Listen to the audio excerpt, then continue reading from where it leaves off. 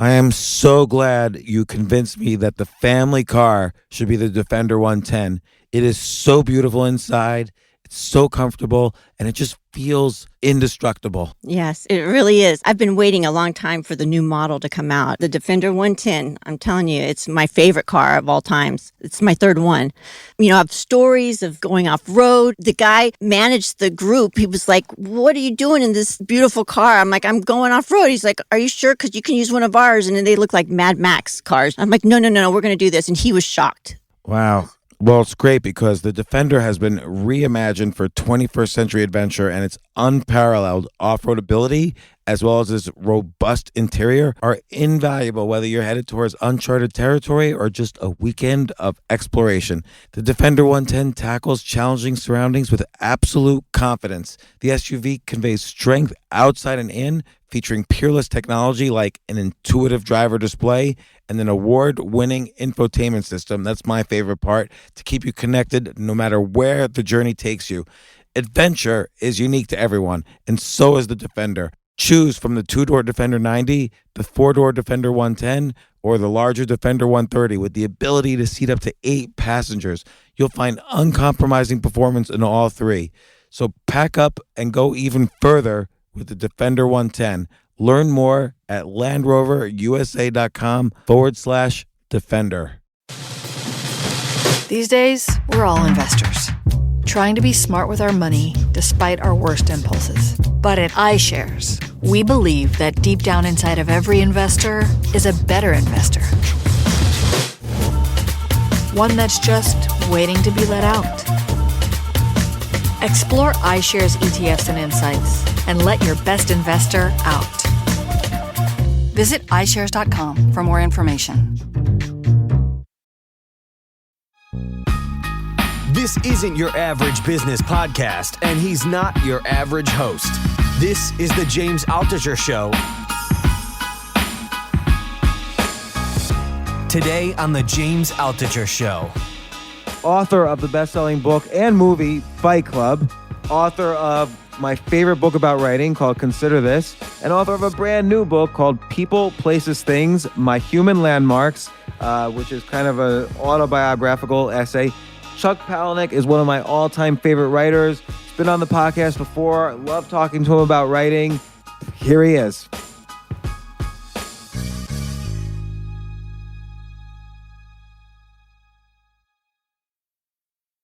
This is how life is for me most of the time, just without tour. I tell that to people as well. Like, the economic lockdowns were the best thing that ever happened to me in terms of lifestyle. Like, I never had to leave my room, and I just don't have to go to meetings, don't have to go to conferences, don't have to speak anywhere. It was great. 2 months ago, I had COVID. For the next 2 months, I had a great excuse. Sorry, I can't go. COVID, I can't go there. And so, but now though, it's harder to come up with excuses. What was it like? I mean, what did it feel like to have COVID? It was the worst. I had it really bad. It was the worst experience ever. Like, in the middle of it, first off, it lasts forever. It's like a flu maybe lasts 2 or 3 days. COVID was like worse than at least my version of it was worse than a flu. And it was at least like 15 to 20 days. And in the middle of it, if I had a gun, I might have killed myself. Like, it was so much like pain and it was just bad. And my wife was in the hospital too from it. And we had just gotten a new place. And so there was no furniture, no internet. No food. I was just sweating all day, no cellular service, and just pain all day. No TV or anything. So it was really annoying. Wow, it sounds, yeah. Oh, I am sorry. Yeah, but you know what? It's my fault. Like, I didn't get vaccinated.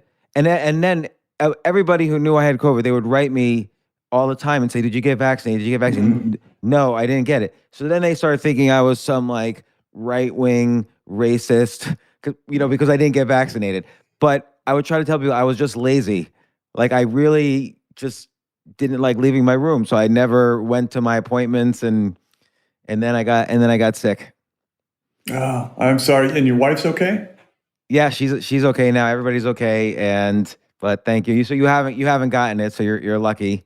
I'm assuming you got vaccinated. Yeah, yeah. So look, you have new book, People's Places and Things, and just like the book we talked about last, Consider This. You've been writing lately about writing, and you've written like nonfiction before, but I'm just curious, what's gotten you? You're still writing fiction, of course, but what's gotten you interested in writing about writing? Actually, People, Places, Things was just an essay. It's just a long essay on Scribd. And Yeah. and I used kind of the admonitions I give to beginning writers when they bring me memoir. And I use all those admonitions for as kind of a structuring device in my own essay. Um, it is just agony when starting writers bring in memoir because they're so attached to it, they're so close to it that they cannot deal with it as a kind of craft exercise, and they can't change a word of it, and they just want to get it vomited onto the page, and they can't pace it, and it always ends up either terrible, or inadvertently comic. And that's even worse when someone brings in the biggest trauma of their life, and everyone who's hearing it is just suppressing this enormous laugh because it's being told so flippantly that it occurs as this kind of piss take. Yeah, and there's two almost contradictory points you bring up, which is don't overload it with emotion, and at the same time, don't try to pretend you don't have any emotion. So you give a very basic example, like on the day of my 17th rape, and like that person's trying to remove emotion as if they're above it, and they're writing with this godlike perspective on past events, which you can't do because we're not God. And on the other hand, if you load in too much emotion, it's like you said, the emotion has to be out there with the reader, not necessarily with you. But how do you balance these two extremes? And I know they're extremes, but how do you find that fuzzy line in the middle when you're writing memoir? It's kind of like a comic, and the comics I really like, I really hate. I hate the comics that laugh at their own jokes and that crack themselves up and can barely tell their joke because they're laughing at it so much themselves. And in a way, I want the joke to be a little formula that acts on me, and that the comic has kind of gotten past. And so often with memoir, people either, number one, they become overwhelmed because they haven't really dealt with what they're depicting. And number two, they're trying to prove that they have processed past it. And so they either are so attached to it that they kind of weep for themselves, or they're trying to prove that they're so past it that they trivialize it and they make it comic. And so either of those extremes doesn't work. And so in a way, you have to be able to go into it as a camera and depict it in such an objective way that the drama isn't mitigated, it isn't lessened, but the drama occurs in the audience as opposed to within you. So there really is this kind of complete unpacking and complete depiction in a very cinematic way. So the effect is out there. Gosh, there's so many directions I want to go because the way you write this essay, People's Places and Things, is structurally so interesting, and also how I don't really get the sense even that in this essay slash small book, I don't even get the sense that you tell your most traumatic story. You're kind of weaving all around it and interweaving other stories and plus your own story in order to give the reader a sense, but not a finality. And I'm just curious, there's a lot of things popping up, but I'm just curious, how much is omission part of creativity in general? I know that's a big question. Ultimately, I don't think you can dictate. You can't show Gwyneth Paltrow's head in the box. You have to create the circumstances that allow the reader to take that final step, and the reader to sort of visualize what that thing is. That if you take them all the way to showing Gwyneth Paltrow's head in the box, a moment later they're going to be laughing. And so you have to lead them to the horror but the horror has to be like Rosemary's Baby. It has to be within the reader's mind, within the viewer's mind, because if you literally show it, it becomes laughable. Yeah, and it's almost like you have to give the reader wants a conclusion. As soon as the story, let's say, let's take a very basic example, like a genre novel. First chapter, a 6-year-old child is kidnapped, and the rest of the novel is, can the dad plus a detective, find the child, and they go through the standard, you know, lots of different possibilities and blah blah blah.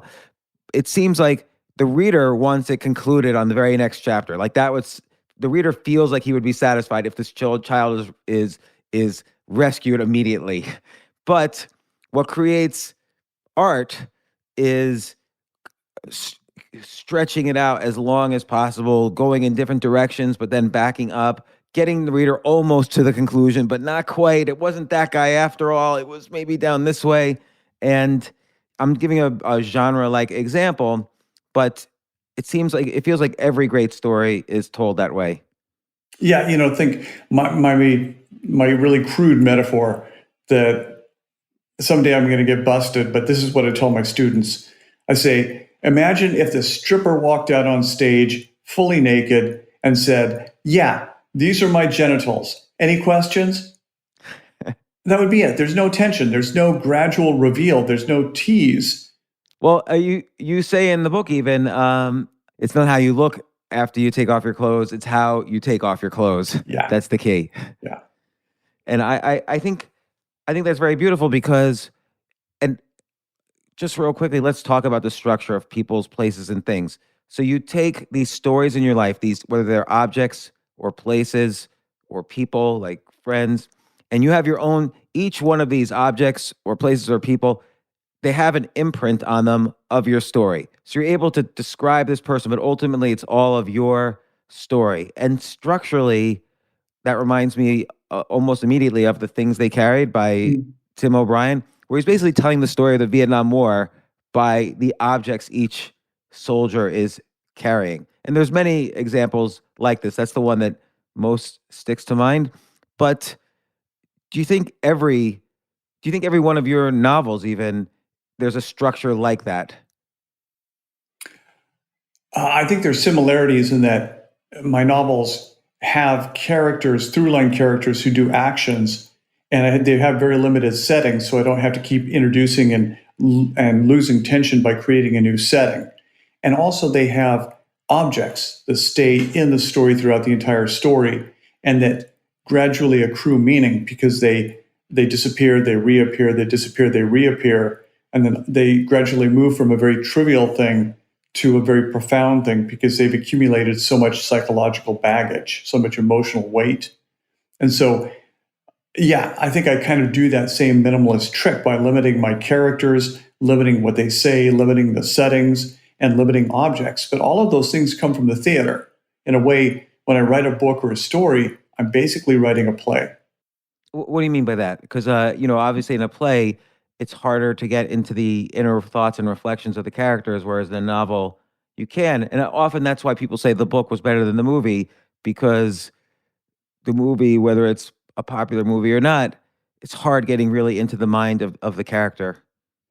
And in minimalism, you're really dissuaded against getting into the mind. You're not supposed to really dictate expository thoughts, that you stay away from thought verbs like think, believe, remember, know, any of those thought verbs. You have to be like an actor and you have to depict a behavior that makes that revelation or that belief or that thought occur in the reader's mind. You can't just dictate it. And that's why minimalism is kind of like a play, because also a play has such a limited window of time, limited setting, limited number of objects, limited characters. And in minimalism, you're adhering to that same scarcity so that you can make the most of those limited things as quickly as possible. Right. So, and you bring up, writers like Kurt Vonnegut, Joseph Heller, and so on, who, they experienced the horrors of, they experienced particularly horrible things in World War II. Like, Vonnegut experienced the bombing of Dresden. It was the worst bombing of the war. And if he had just written a book describing in detail how horrible it was and exactly what he saw, people might not be interested. It might be too horrible. It might be, oh, I read that in a history book. It might be glorifying it in some way that he experienced something beyond, you know, the normal human experience. So he kind of takes it to an extreme where it almost becomes a pulp, or it does become a pulp science fiction book where the main character is time traveling from Dresden to later in his life when he's a dentist. It almost doesn't seem minimalist because of that. But maybe can you make the so I'm talking about Slaughterhouse-Five. Can you make the connection between that and minimalism and what he's doing? Like, how do you think he thought of that particular structure? Oh boy, I'm going to go down another road before I go down that road. Okay. And in the essay itself, I was kind of alluding to the fact that these four really big writers, and they're very different writers. As Salinger was in the German forest getting the shit bombed out of him when he was writing Catcher in the Rye. And Joseph Heller was getting the shit bombed out of him when he was writing Catch-22. Vonnegut was in Dresden, Slaughterhouse-Five. And Patrick Dennis, of all people, was writing Anti-Mame, the whole Mame series, and was reinventing himself as this comic writer, even while he was caring for wounded and dead soldiers in Italy all through World War II. I didn't know that, by the way, about him. And Anti-Mame is my wife's favorite movie, so I'm going to have to tell her this. And all of those writers took these fantastically grim circumstances and pushed through them into absurdity. They took tragedies that should have overwhelmed them, and they sort of flopped over into this kind of absurdist, crazy humor. And it's very similar to what soldiers did coming out of World War I, because you had guys like Nathaniel West, who wrote Day of the Locusts, and creating the genre that's come to be known as absurdist existentialism. And we really moved beyond absurdist existentialism, which I think also occurred in the books of Tom Robbins, that you had these writers who had been through fantastic ordeals and were able to turn them into a kind of absurdist, chaotic way of being with that chaos. And I think to some extent, Vonnegut wasn't a minimalist. He was a modernist. But he did really limit the elements in all three of those storylines that are in the book. And he found this great device for zapping back and forth between them.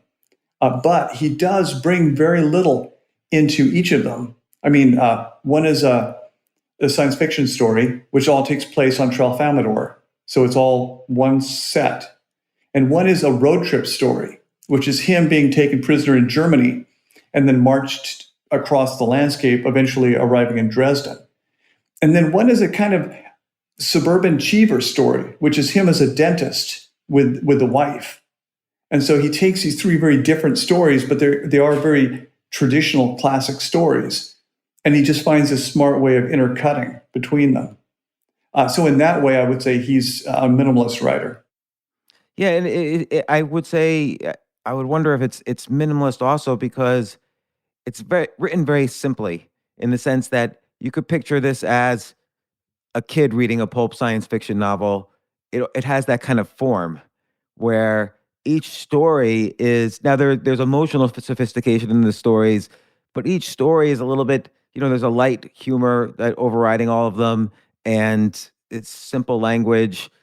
Anybody could understand each story by itself, and then it's how he's interweaving them where you kind of get the horror of this guy's life.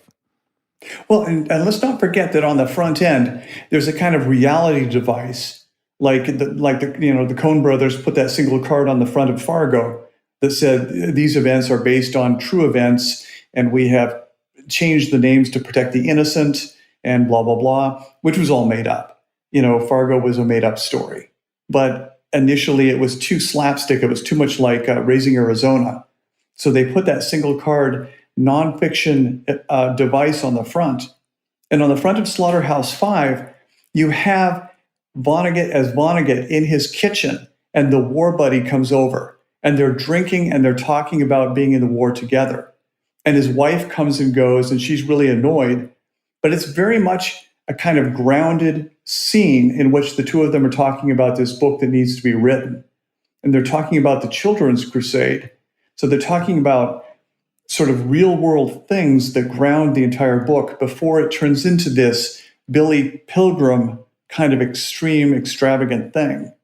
And I think it's that grounding device that makes it, in the same way that the newsreel on the front of Citizen Kane makes the rest of that movie palatable and very real.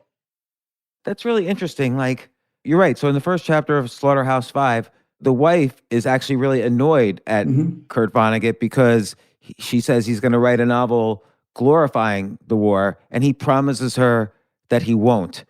So why do you think he felt the need to put that in at the very beginning? He's kind of telegraphing what he's going to do. I have this kind of theory. I think of them as thumbnail stories, that they have to, the author knows the story is going to be so incredible that they have to show you the horizontal plot. They have to basically summarize all the plot events before they show you the actual story, so that you're not caught up in the plot itself. They want you to be above the plot in that Bertolt Brecht way. Do you remember the movie Titanic? Yeah. What is the first story that's told in Titanic? I don't. Oh, it's they're older, right? It's like 70 years after the fact. Wrong. Oh, No. I didn't remember then. It's, they bring the survivor, they bring the old woman to the exploration vessel, and then you have the kind of doofusy, bearded, good-natured guy who runs the computer model. And he runs the computer model that runs across the screen, and it's very crude, it's very sort of CAD, very green. And he demonstrates physically how the Titanic is going to hit the iceberg and what's going to happen moment by moment, and how eventually the stern is going to lift into the air, and the vessel is going to break in half, and then the two will remain connected and glubbed there for a moment and then sink to the bottom. So he very glibly, very flippantly tells us the entire story, the way that the newsreel very flippantly tells us the entire story of Charles Foster Kane's life. And in a way, kind of Vonnegut tells us the entire story, so that as we go into the story and we see it unpacked and dramatized, we are going to be less attached to figuring out physically what's going on. And that later, when the ship does pop up in the air, we're going to be smarter than the characters. And because we're smarter than those characters, we're going to love them, and we're going to feel sort of maternal or nurturing to them. We want them to survive because we know how they might survive. And putting that front piece on Slaughterhouse-Five allows us to see where the story is going, so that we're less engaged in wondering where the story is going. And we're more engaged in the emotion of the story. Right, that's fascinating. So, in a sense, we know exactly, even physically, what the main characters are going to be doing when the story ends. And the entire movie then is connecting the dots. And again, the reader is denied resolution throughout the whole movie. Like, at first she rejects him, and it's a battle in the ship for those hands to come together. And if we didn't know what was going to happen moment by moment, and this is funny because when I saw the movie in theaters, there was an old woman who was obviously taken out of her rest home for the day with her family. And throughout the movie, she was very loudly saying, "Are they going to ride this ship the whole movie? When does this ship get somewhere? When does this ship get to New York? When did they get off this ship?" And it was so funny because, we knew, like in all the Titanic narratives, how it's going to end. right. But if we didn't know how it was going to end, we would be acting like the same very old woman and expecting the story to actually go somewhere. We wouldn't be in the moment anymore. We would always be kind of at the next moment.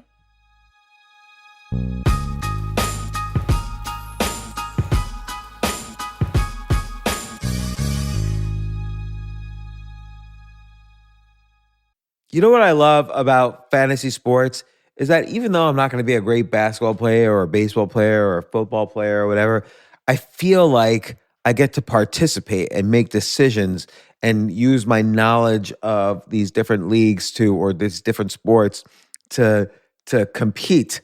So it's like I can pick my team or I can pick my favorite players and I could use my knowledge to make predictions and maybe even make money. So with the basketball season here, you can now pick combo projections across football and basketball from the Specials League on Prize Picks. This is a league created specifically for combo projections that include two or more players from different sports or leagues. Want to play alongside some of Prize Picks' favorite players like rapper Meek Mill and comedian Andrew Schultz, who's also been a guest on this podcast, and I've been a guest on his? You can now find community plays under the promos tab of the app to view entries for some of the biggest names in the Prize Picks community each week. Look, Prize Picks even offers a reboot policy so that your entries stay in play even if one of your players gets injured. For football and basketball games, if you have a player who exits the game in the first half and does not return in the second, that player is rebooted. Prize Picks is the only daily fantasy sports platform with an injury insurance policy. What? So I love playing it. I love anywhere where I can use analytical ability with my interests to demonstrate some skill and maybe make some money. And I like the game-like aspect. I do wish they had chess as a category on prizepicks.com, but I'll settle for what they've got. Maybe I should make my own fantasy chess league. But in any case, I love Prize Picks. Go to prizepicks.com/James. Use code James for a first deposit match up to $100. That's the easiest $100 you're ever going to make. So that's prizepicks.com/James and use code James. Daily fantasy sports made easy.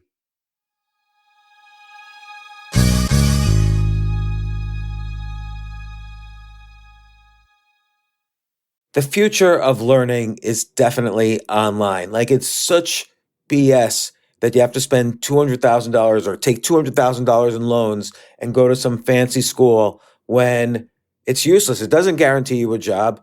Most employers, including me, do not care about degrees or grades or anything like that. We want to care that you love what you're doing, that you know what you're doing, in some cases that you have experience or that you're willing to learn. But people in general love learning and are curious. Like, the key to success is curiosity. And I think masterclass.com is the perfect model for online learning. I'm really happy they're sponsoring this episode. If you're going to give a gift, give the gift of learning. Masterclass makes a meaningful gift this season for you and anyone on your list, because both of you can learn from the best to become your best, from leadership to effective communication to cooking. Let me tell you some of the classes I've taken. I've taken comedy from Steve Martin. I mean, can you believe I can take a class from Steve Martin on comedy, or Judd Apatow, my favorite comedy director? I could take an actual class from him on writing. Wolfgang Puck on cooking. Dan Brown on writing, or Judy Bloom, who's been on this podcast, on writing. By the way, Wolfgang Puck also has been on this podcast. It's such a pleasure. I try to take classes all the time from masterclass.com. And whether you're watching Masterclass on TV or listening in audio mode in the app or on their site, the quality speaks for itself. It's like these Masterclass instructors are your own personal mentors that are going to help you reach the next level. How much would it cost to take one-on-one classes on comedy from Steve Martin or on chess from Gary Kasparov? You just wouldn't be able to do it. But it would cost hundreds of thousands of dollars. With a Masterclass annual membership, it's $10 a month. Memberships start at $120 a year for unlimited access to one-on-one classes with all 180 plus Masterclass instructors. So it's not just $120 for one instructor. You get all 180 plus Masterclass instructors. Boost your confidence and find practical takeaways you can apply to your life and at work. And if you own a business or are a team leader, use Masterclass to empower and create future-ready employees and leaders. That's the real education in today's world. So this holiday season, you can give one annual membership and get one free at masterclass.com/JAS. JAS, of course, stands for the James Altucher Show. So right now you can get two memberships for the price of one at masterclass.com/JAS. Masterclass.com/JAS. Offer terms apply.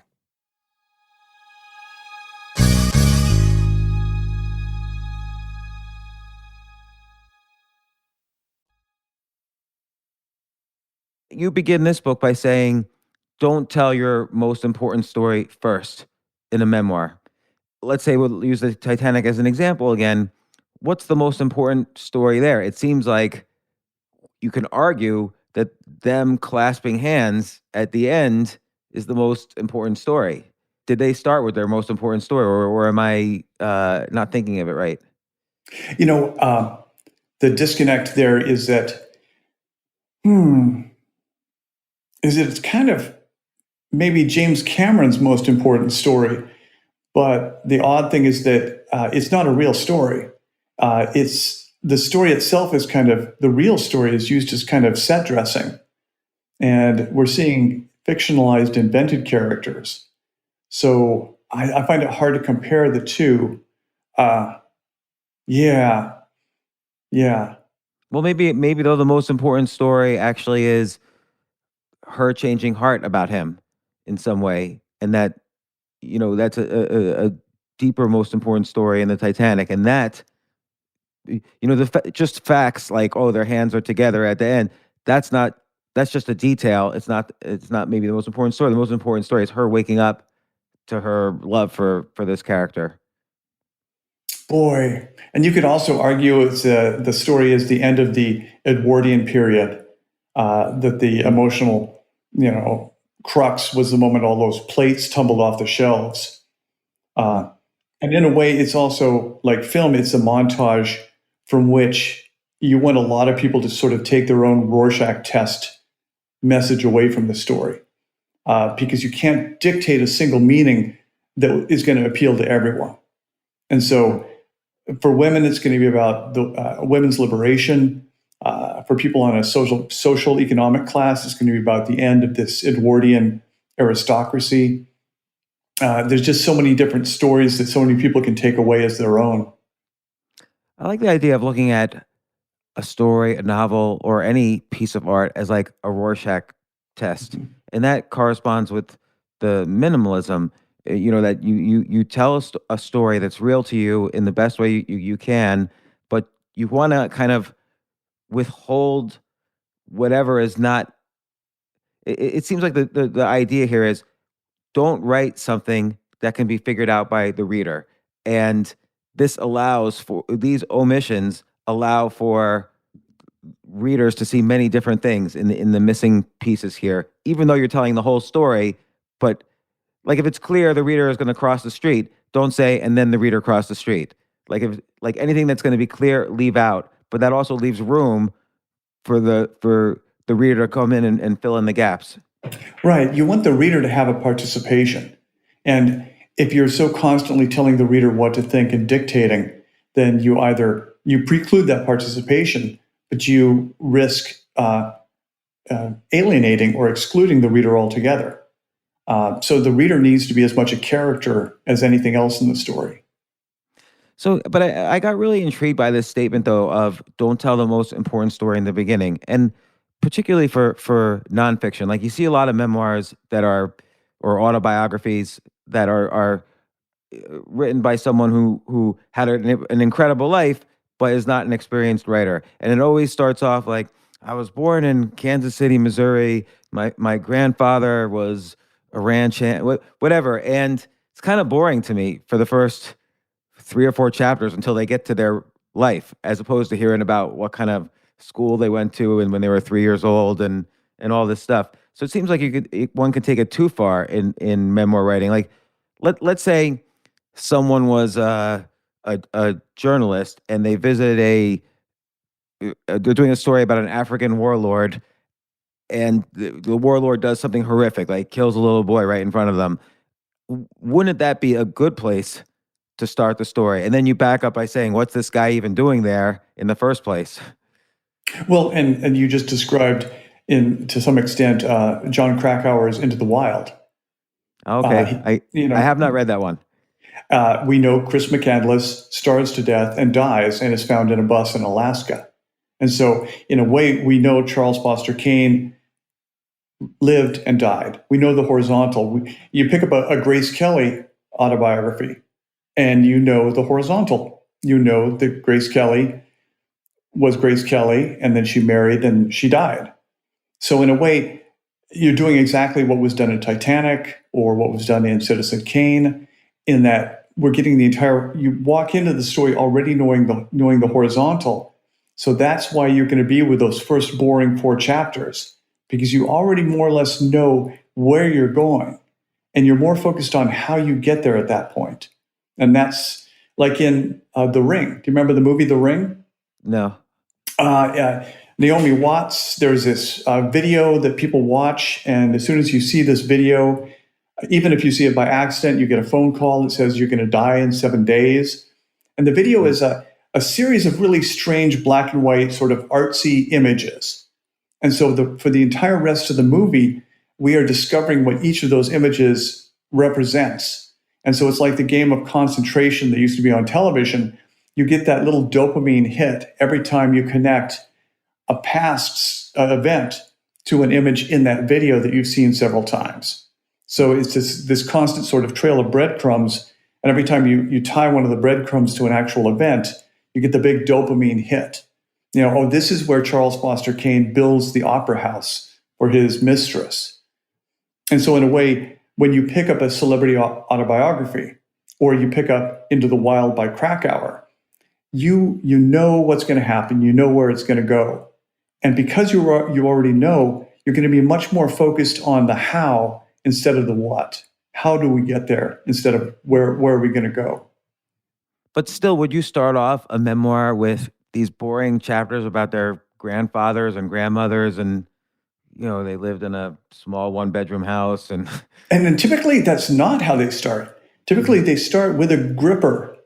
And even if it's a very short gripper, and maybe that's why you don't remember these, is that typically it's a kind of, they start in media res, they start at the crisis moment, and then they drop into flashback for the second chapter.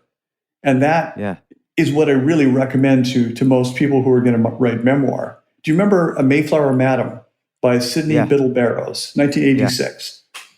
She starts that memoir by saying, and then one day I got a message that said the FBI is looking for you.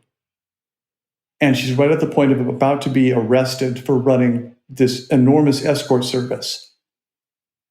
And that's where it cuts. And then we drop into deep flashback. Her growing up, her college, how she got into the business. Because we know where we're going to eventually end up at. We're going to end up with her being arrested. So does that correspond, though, with don't tell your most important story in the beginning? Maybe you hint at it, but you don't finish it. Right. And just by saying don't tell your most important story at the beginning, by saying we're not going to do this, I'm introducing the fact that we are going to do this.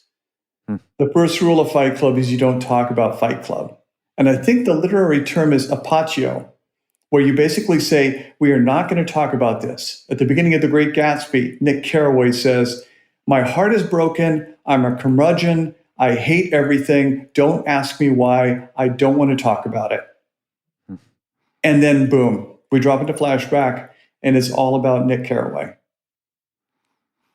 Right, so, and also when you start off, which is, this essay is ostensibly a memoir of you, when you start off by saying, don't tell your most important story, for all the reader knows, you're lying. That line might be the most important story. The fact that you feel like you can't tell your most important story yet, we don't really know what's happening. And it's just kind of a framing device, because it's kind of a meta device, because I'm saying basically, first we're going to acknowledge that this is a story. I am going to tell you a story. Do you remember the little prologue that's on the front of the Glass Menagerie? No, I don't. It's glorious. It's Tom. And Tom is saying, I'm going to tell you a memory story. I'm going to tell you about something that happened a long time ago. And I am the opposite of a stage magician. A stage magician shows you fake things that look real. And I'm going to show you real things that will look fake. And that's my job. And so it is that kind of Victorian porch, that kind of acknowledgement that this is a story. And in a way, it allows the reader to let their guard down, because you're acknowledging the mechanics of this thing. by talking about it as a craft thing, as an exercise, as an act of writing. And that allows you to go into it with ultimately a greater kind of reality. So you charmed people by saying, I'm about to tell you a made up thing. And then you tell them a real thing. And you can get to a place that's much more kind of emotionally devastating. And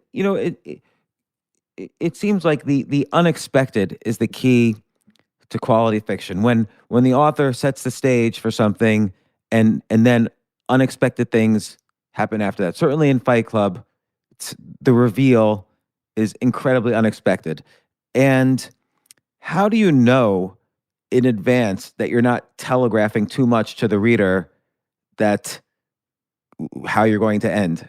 Because it seems like it's so subjective with you. You know the ending. No, I don't. Okay, that's interesting. That's the fallacy. And that is my litmus test, is if I know where this is going, then the reader is going to know where it's going. And if I know where this is going, it's not going to change me. I'm not going to be a different person, a more enlightened person by the end of this thing. And so what is the point of doing this unless I'm going to end this emotionally shaken and with a greater awareness of who I am than before I started it? And so I didn't know that the narrator and Tyler, were, whatever, in Fight Club. I never know what the twist is going to be, the true nature of everything. When did you know? I knew when I got there. I knew when I got to that point in the book and in the rewrites that I'll know where the mechanical breakdown is going to be. And in Fight Club, the mechanical breakdown was in that at the very beginning, there was a violation of the social contract. There was a man going to support groups for terminally ill people, and he was allowing them to think that he was also dying so that they would care for him and they would love him. And he did not have to reciprocate that care for them. He could get love without reciprocating love. But the moment those people realized that he was faking, then that's the mechanical breakdown of the story. And so in the book, at least, that's the threat of Marla, is that Marla is somebody who knows the giant social violation that he is. And she is also that giant social violation. And that they do generate that chaos, that breakdown for both of them. They both expose each other to the group. This is a similar mechanical breakdown in Choke, the man who pretends to choke to death so people will save his life, and in a way that they will care for him and love him after that. But as soon as two of those people meet and they both realize they've been fooled, the entire sort of social, sort of house of cards that the novel is, it breaks down. And so typically going into a novel, I will know what the mechanical breakdown is going to be. And that's usually at the end of the second act. But beyond that, it's got to surprise me if it's going to surprise anybody. That's so interesting. It reminds me, I recently read a story about Elmore Leonard, the mystery writer. And Elmore Leonard calls his friend Otto, and he calls Otto and he says, Otto, I'm something terrible happened. And I was like, what? And Elmore says, I'm only halfway through my novel, and the main character was sitting in a bar, the hero sitting in a bar, and this guy comes in and shoots him, and now he's dead. And I don't know what to do. And Otto's like, well, why don't you just not use that chapter? And Elmore's like, you don't understand. He's dead. And it's because the character, it's like what you just said, the characters are sort of coming into life while he's writing it. He can't change their story. Do you think most novelists write that way, or do you think they fully outline it out? Like if you're reading a book, can you tell if it's been fully outlined out, or if a writer is sort of the characters are coming from him in some creative way? I think I can tell. And there's an old Stephen King sort of observation that when you're writing really well, you are sort of excavating a relic or an object that's been buried. And the idea is to try to extricate this thing from the ground as intact as possible. And so in a way with Elmore Leonard, there was some aspect of Elmore Leonard that required that character to be killed. And you have to sort of go with those impulses. Otherwise, you are controlling the story instead of letting the story control you. And if you're always in control of the story, then it's never going to be anything more than just you. And it's only going to be the you that you know. And so you're trying to get to the you that you do not know, the secrets that you kind of keep from yourself.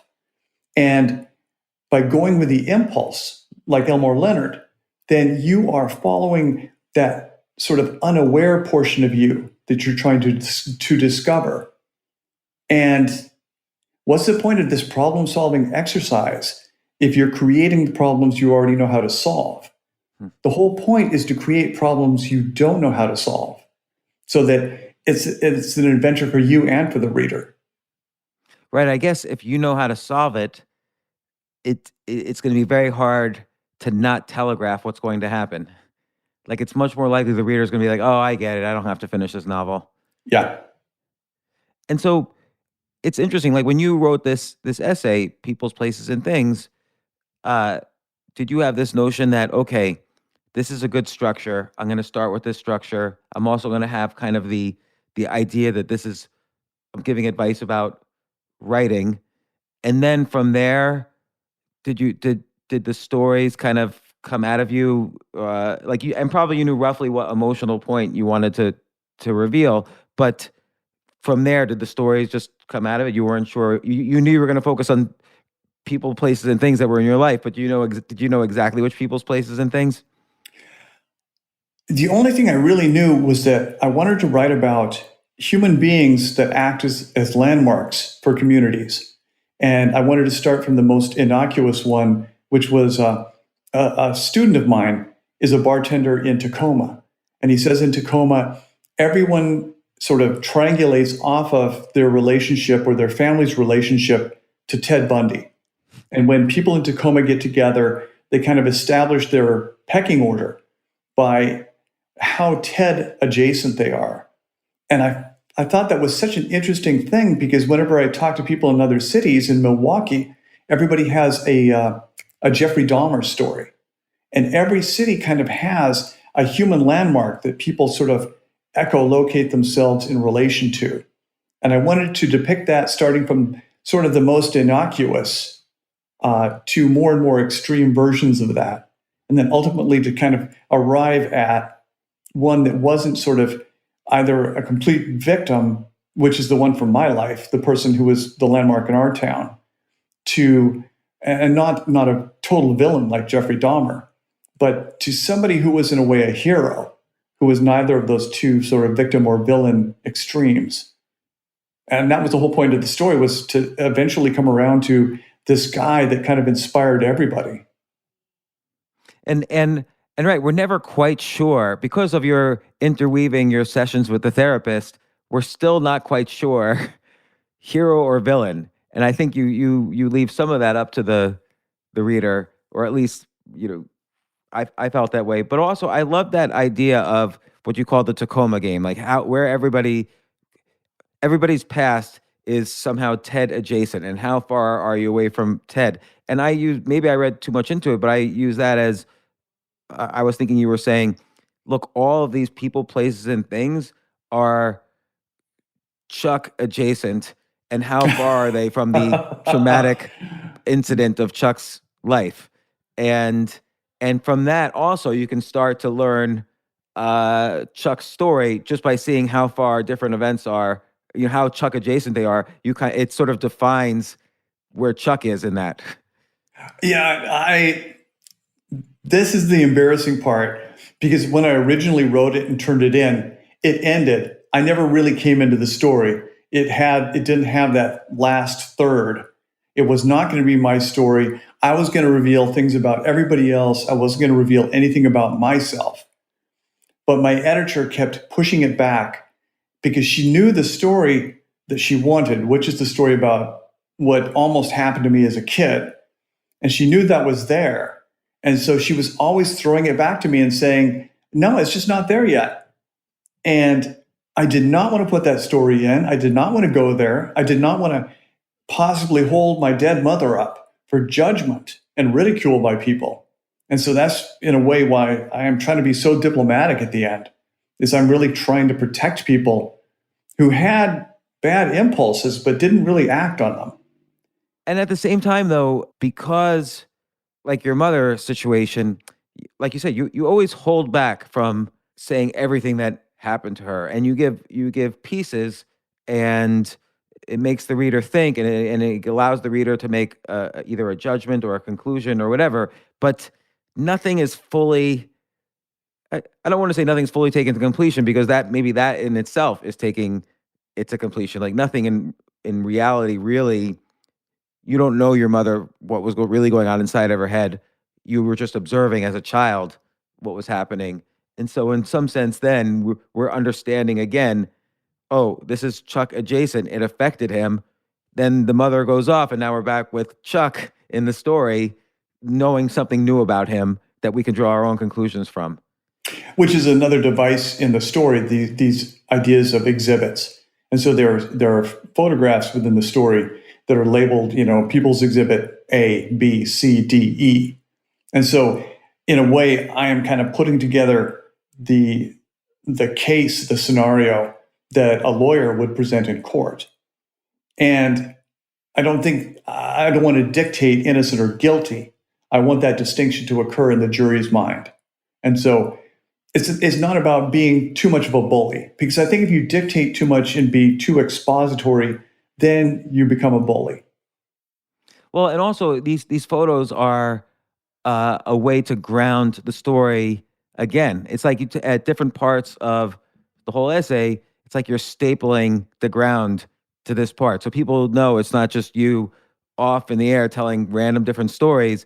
This is real. This is a truth, whether it is or not. Like, let's say if it was a novel as opposed to a memoir, but you're saying this is a truth, and so it reminds the reader again, oh, there's something important here. Like in a law case, someone's life is being judged, and here are the exhibits, as opposed to you just telling stories. Like we're grounding to the fact that there's a thread.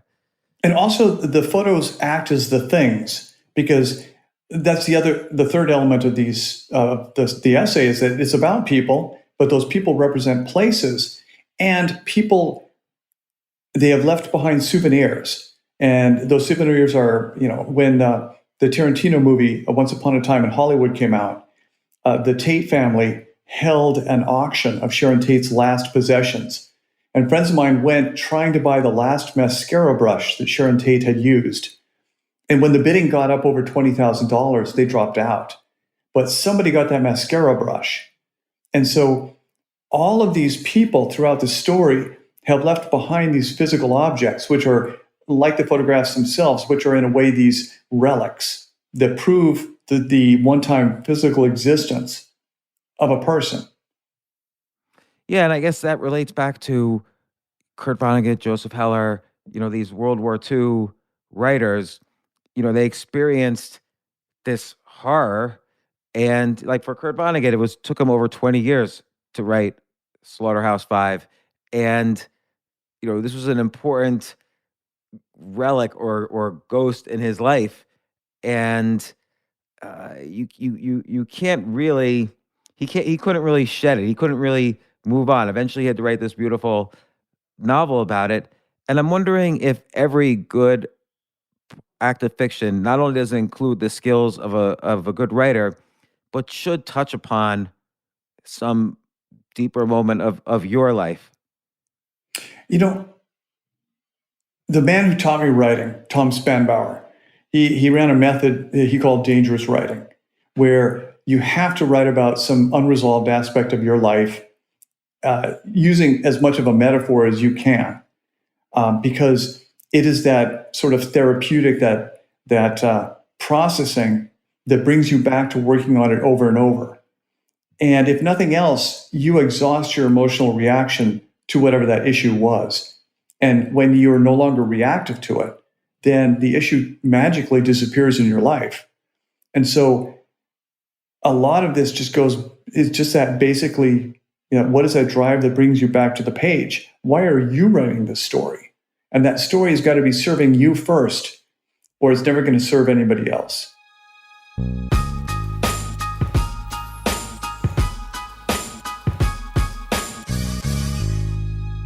Thanks for listening to part one. Part two is also available today. We dive deep into the writing process. Available today, part two with Chuck Palahniuk. Listen to that too.